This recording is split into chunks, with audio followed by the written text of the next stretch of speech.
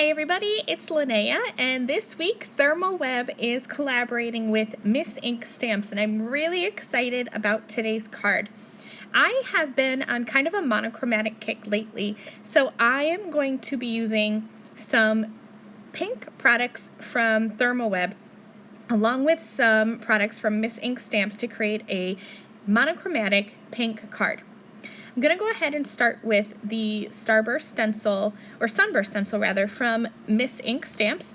I will get that centered as best as I can, and I'm using those rays as markers, so making sure that the matching or coordinating ray on the left side of the circle kind of matches up with the distance away from the edge of the cardstock on the right side.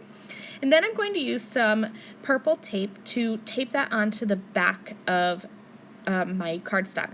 I'm using a light pink piece of cardstock, again going with that monochromatic theme, and I'm going to be using my Stencil Pal to apply some Deco Foil Transfer Gel Duo.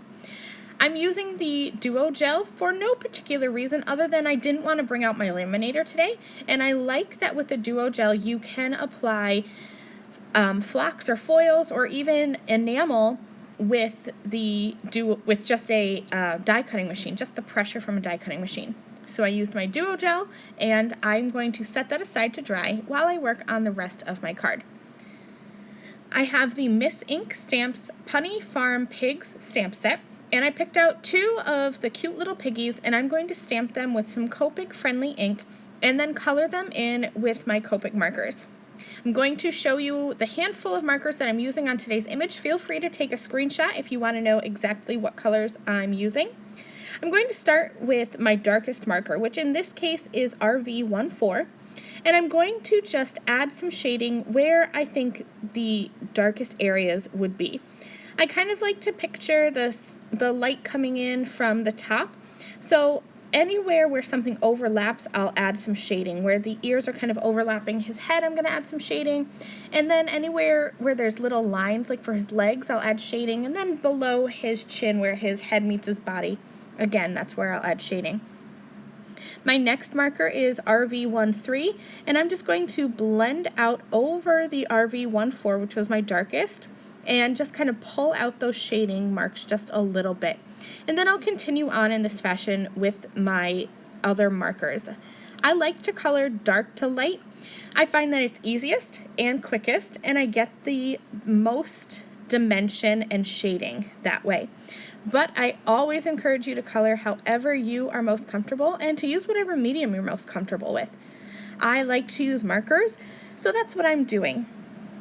I'm going to be using cool gray markers for their little hooves, and then I'll use that R85 and 83 for the little piggy noses. Once my images are all colored, I'm going to take the coordinating Punny Farm Pigs die set and cut out the images. I'm using purple tape to hold my dies in place so that they don't shift as they go through the die cutting machine. Love this purple tape because it's going to hold on tight but also not rip my images. Just remember it's pressure sensitive, so just give it a little bit of pressure and those dies won't shift at all. Okay, so you will know the Deco Foil Transfer Gel Duo is dry when it's completely clear. It will still be a little bit tacky. That's why you can use it in your die cutting machine with just pressure. It'll still feel a little bit sticky, but it should be completely clear. I have some Enchanted Rose Deco Foil, and I'm going to place that pretty side up over my stenciled design and run this through my die cutting machine. I like to use just a piece of scratch typing paper to protect that so that none of the cut marks from my cutting plates go into or press into the foil. I'll peel this back and check this out. I just love, love, love how this turned out. I like this foil on the pink cardstock. It's super pretty. So the Enchanted Rose Deco Foil and the pink cardstock and the pink piggies just wasn't enough pink for me. So I'm going to take the EIEIO die set and cut out the hey word from some Think Pink Deco Foil flock transfer sheets. The fun thing about flock is that you can cut it just like cardstock, but it has a really fun texture that be a little bit fuzzy. So I just cut that just like I would cut cardstock.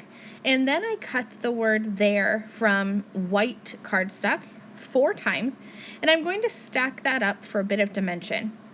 To adhere my tiny little words together, I am using the new iCraft Ultra Bond liquid adhesive in the pen.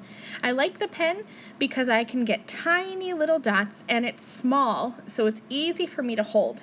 I'm just going to add those tiny little dots on my sentiment and then stack up all 4 of the die cuts for dimension. There's no way that I would have been able to cut foam tape small enough to fit behind here. This is a really thin and delicate sentiment. So stacking up the die cut words is a great solution for that.